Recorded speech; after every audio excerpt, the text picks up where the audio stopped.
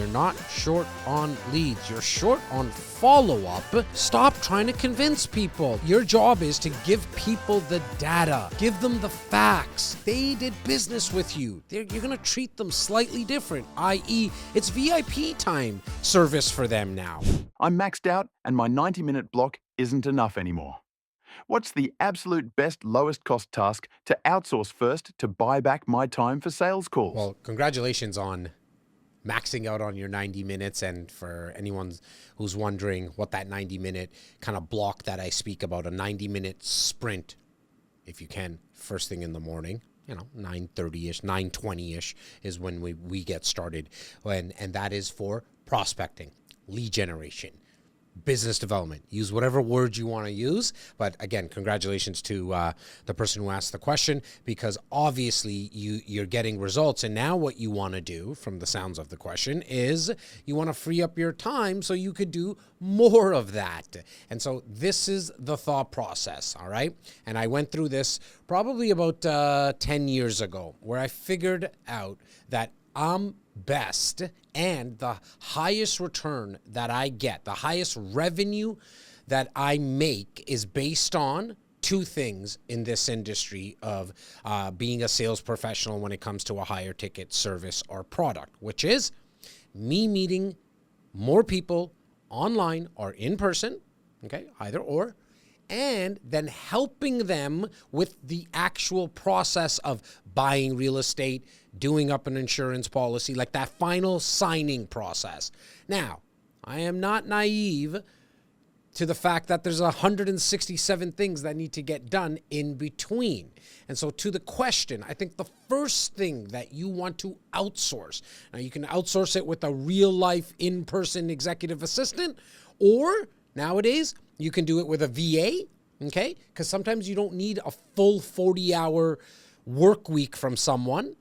And then the third option would be using AI. But the first task that I want you to get rid of is whatever task that you do repeatedly on a weekly basis that has a very low revenue attached to it. And I think it's generally the paperwork, the admin stuff, right? Because look, it's probably not even what you're best at. If you're really good at the 90-minute sprint, prospecting, meeting people, and then closing, like the actual signing process, or the negotiations or whatever it may be, that probably means that like the admin work is just something like, oh man, I wish I had someone. Like if you ever had that thought, I wish I just had someone to do this. I do this over and over again, and it doesn't really give me, a high revenue based on that activity, then that's what you want to get delegated. And so what I did was make sure that in my real estate business, I started to delegate out even the showings of the property, because I knew, look, this is the time that the buyer's kind of looking around, window shopping. Maybe they're just getting started.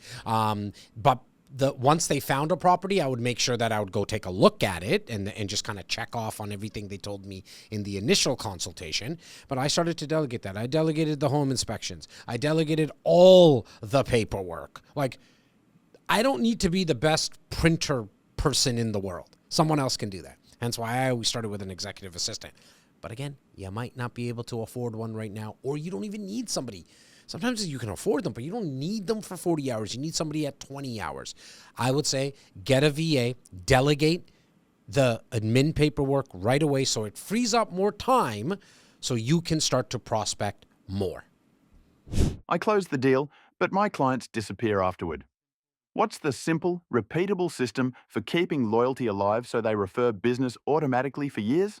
Well, congratulations. You closed a deal. And I really mean that. It might have been your first deal. It might have been your 100th deal. And I know this out of experience, being in sales and service for 31 years. It doesn't matter how many you've done in the past. When you do a deal, it always feels good because all the work you've been putting in comes together. So again, congratulations. I want to make sure you get your flowers for that. How to keep in touch with people, because yes, what happens is after they buy, they seem to disappear, but most of the time it's your fault. And I'm sorry, I gave you some flowers a second ago, but let me kind of throw you under the bus right now. Okay, but it's very fixable. It's something that as long as you do consistently, you'll be perfectly fine. And it's very, very simple to set up. Number one, make sure that you put into your CRM that it's a past client. they did business with you. You're going to treat them slightly different, i.e. it's VIP time service for them now. White glove service. They call you, they text you, they email you, you get back to them. Guys, they trusted you with a very high ticket purchase. You got to make sure you give them the respect that they deserve. It's not just a prospect anymore. Not to say you're not going to respect the prospects because they become clients as well, but this person actually did business with you. So you got to list it though, because I know some of you forget. Like, oh my God, did I do business with this person? Oh my God, I didn't even, know that I got paid on the deal. Yes, I do see that sometimes. Okay. Now, what you want to do is make sure you tag the person in your CRM as a past client. Not only because then you'll remember that they're a past client, but you might want to do an annual event just for past clients. I'm doing one right now, like literally a week from today, from this recording. I'm doing an event just for my past clients from the last 5 years. So we're not inviting anyone else. I'm not inviting my friends and my family. And this is not like a massive, annual holiday party. All good stuff as well, but this is just for my past clients. I want to see them again. I haven't physically seen some of them in a very long time. And in the last 5 years, we did some of those deals during COVID time. So everything was kind of done virtual, right? And so now you have it tagged in your CRM. Then inside your CRM, just make sure that they still continue to get all the emails that you're sending out to everyone else. Why? Because they might, in the next year, maybe want to make a move again, or make a change in a policy, or invest into some other stocks. You don't know that. Don't just assume. What you also are ensuring by just making sure that they're getting all the emails that you're sending out to everyone else is that they can forward it to a friend, a colleague, a family member of theirs, a neighbor of theirs. And then set it up where you call them just 3 times a year. That's all. It's not that much. 3 times a year. And all you're doing is giving them a call. Joe, Jane, what's been going on with you? I'm just giving you a call. I wanted to let you know that I'm putting on an event, or I wanted to let you know I have a concierge service where if you need anyone from like an accountant or a plumber or electrician, you don't need to worry about Google. Reach out to me. That's it. Nice and simple. That's not the time. Hey, do you have anyone for me? That will start to happen on its own. And then a small little thing you can always add is just make sure that they're connected with you on social media, because maybe they came through a referral and it wasn't through like a social media profile or platform that you're on, that they didn't come through like an online funnel. And so just make sure that they're connected with you on social media. You're connected with them, every so often. Just go take a, you see them in your feed, like their stuff, comment. Little things like that will start to add up. But the main thing is making sure that they get tagged in your CRM. I need new leads, but marketing is expensive. How can I run a free educational event with a partner, like a CPA, without dividing the leads and diluting my value? Yeah, so I'm not sure about the part of the question about diluting the leads. So let me take a step back for a second. Number one, the first part of your question, how do you do it for free? You do it for free by just doing it online. Do an online webinar on Zoom. Okay. Or really any other platform you can use. You can go live on Facebook. You can go live on YouTube. That's not the hard work, believe it or not. Okay. The hard work is making sure that you not only send out emails, but then you call everybody in and invite them. Like, that is the number one thing that you need to do. In fact, really quickly, at the time of this recording, okay, I'm doing an event coming up on Saturday, December 6th. All you got to do is comment December 6th, or just comment December 6th, and somebody on my team will make sure that you get the link for our online webinar so you can kind of see how it goes. We're expecting anywhere from 1,500 to 2,000 people on this webinar. Now, I'm not just counting on the emails that we're sending out, which we're sending out numerous amount of emails for this event, but I'm making sure that we're calling everyone we can get to. We're promoting it on social media, another way for you to make sure that it's free. And then what you want to do is whoever you partner up with, the CPA, the insurance broker, the real estate agent, the mortgage advisor, make sure he or she sends it to their database as well. And then in terms of diluting the leads, I think it was sharing your leads, who cares? Like, you guys are doing this collectively. You're doing it for free. You share the leads. If new leads come in, you make sure like, hey, Joe, the insurance broker, you give them a call, I'll give them a call. That's it. That's pretty simple. Don't overthink this. Online webinars, look, are they as good as in person? In some ways, yes. Why? Because you can scale them out and people don't have to leave their home. The reason I say in some ways, yes, because on the other side of that coin, when you're belly to belly with people in person, the connection, the relationship that gets built is better. It's more effective. It's a deeper relationship. But why does it have to be one or the other? Maybe that's the question that I need to ask you. Maybe it could be both. You could do an in-person and a webinar. Once every 2 weeks, do a webinar. Once every 2 weeks, do in-person. This thought process that you need to have 1,500 to 2,000 people at the event, why does that have to be your target? Work your way up to that. Start with 15. My first event that I ever put on, we were expecting like 35 people at some, it was 75, then 35. A storm hit Toronto. One person showed up. Now, I didn't just give it all up. I said, you know what? I know this process is going to work. It makes sense if you educate people at mass. There's a synergy that happens online or in person. That one there that I'm referencing 21 years ago was in person. It was just timing wasn't good. So I did it again and 5 people showed up and then 15. And then now I'm doing a webinar. Like I said, coming up, I'm going to have 1,500 to 2,000 people come up. I've spoken in front of 1,500 or 2,000 people at an event, right? But it didn't happen overnight. So what you want to do is do your first event if you've never done it, especially if you need leads. And just so you know, you're not short on leads. You're short on follow-up, and you're needing to follow up for this event with the people already in this device. You call everybody and tell them that you're putting on the event. You put it all over social media. You send out the emails. You promote. And all those things that I just mentioned are absolutely free. I know I need content volume, but how can I use AI to generate social media posts and captions that actually sound authentic and unique to my niche instead of generic and robotic? I think the fastest way to do that is record a long form piece of content. So it's what you're watching and or listening to right now. Okay. 20 minutes, 25 minutes, one time. And then you feed this recording, i.e. say I could get my team to do this. Okay. Right now, like we manually edit everything. But again, I worked my way up to this. This is not how I started. You feed this transcription and this video into an AI service. There's 50 of them out there. Okay. There's a small investment needed, not that expensive. I'm talking a couple of $100 a year. Okay. Where it will automatically spit back out little pieces of content, i.e. 1-minute clips, graphics that you can also use on social media. And it will all do that for that couple of $100 a year. And it will be in your voice. Now, be careful with using AI, in my opinion, okay? Be careful with using AI to produce all the content from the perspective of you not doing the recording, that long form recording. Because you can do that nowadays.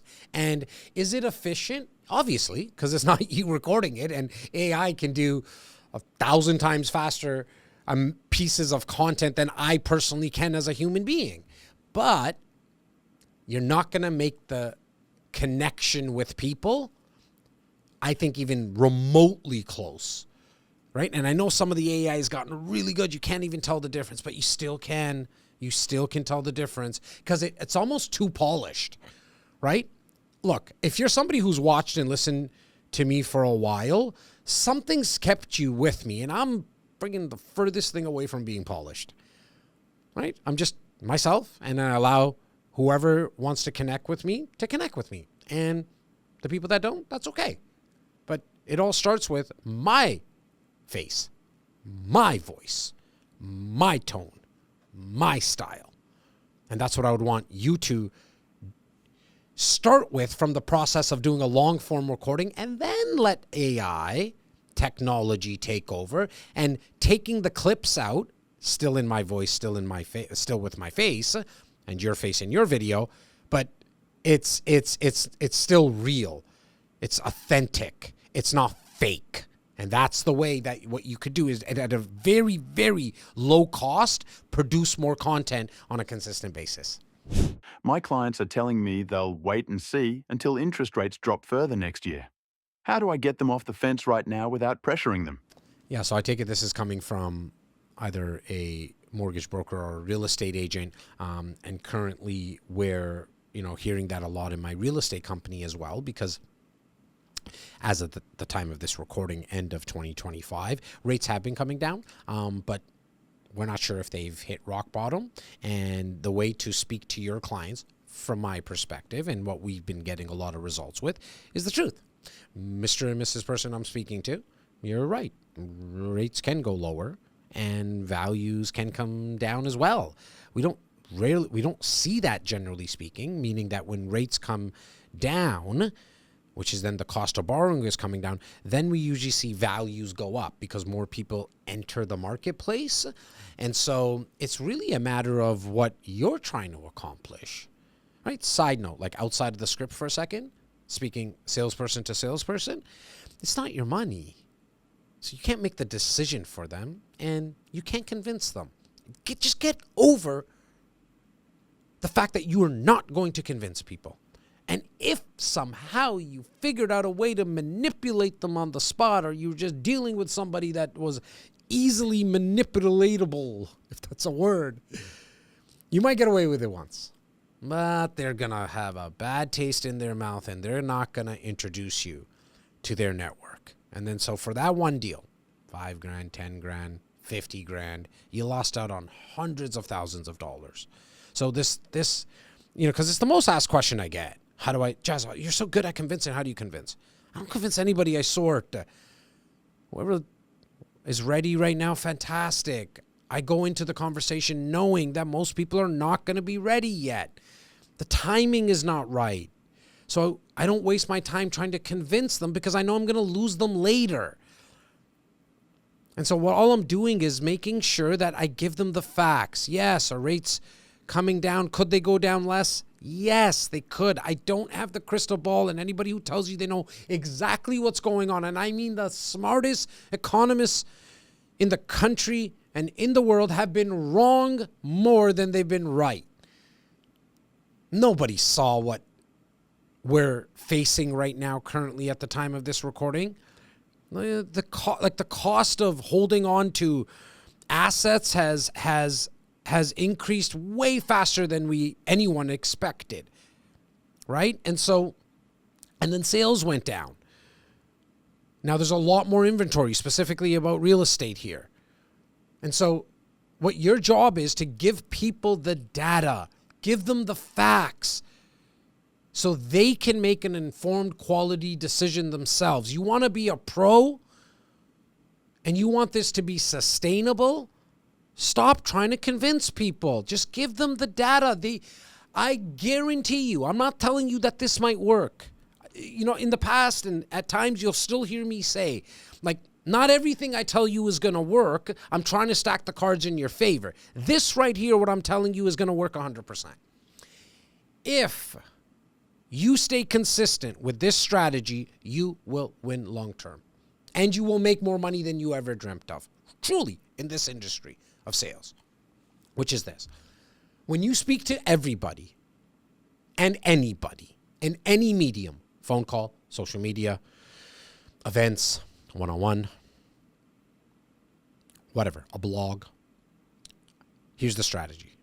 Give them all the data, the information, do no convincing, and at the end say, if you're ready, let's talk. And if you're not ready yet, that's okay. Are you comfortable with me staying in touch? Here's how I know it's going to work, because that's all I've ever fucking done. I am not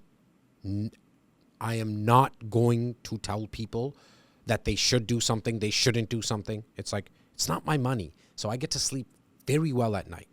Even with the way that the market is right now. A lot of my guys they've invested into a lot of real estate. So did I at the same time.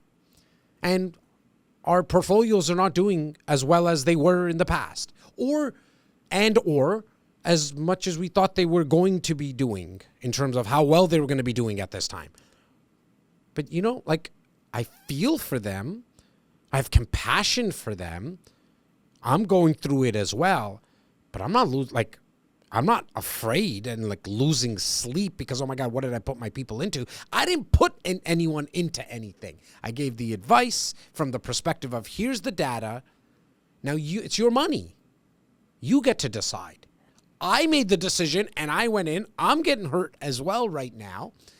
And I can tell you that thousands in the last 10 years, thousands of transactions I did. I'm not trying to flex. It's just black and white numbers. Thousands of transactions. I don't have one client coming back to me saying it's your fault. They're in pain. Some of them are suffering, like from a psychological perspective. There's pain in my portfolio. But nobody's coming back and saying, Jazz, it's your fault. And we're doing everything we can do. Hence why we're putting on an event to see our people face to face, to make sure, hey, like we're here, guys. We're not putting our head in the sands.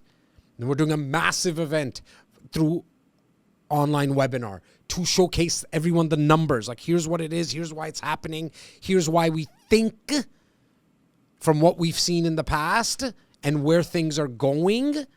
Here's what we think that will happen. And again, make your own decision. And so if your clients right now are saying like they're on the fence, that's okay. Let them be on the fence. What are you going to do? Try to convince them? Stick handle their objections like you're some, hockey player, and they're a puck, that you can handle them? That's not how this works. And you don't want that baggage on you. You don't want that reputation that you manipulated somebody or convinced somebody. And so if someone's ready, and I can tell you there is, just like, let me use real estate as the example. In 2025, we're going to end up with 60,000 transactions in the GTA, Greater Toronto Area. That means there's 120,000 people because there's always a buyer and a seller. Okay? And then there's obviously off-market deals and stuff that I don't have stats for. Off the top of my head anyways. 120,000.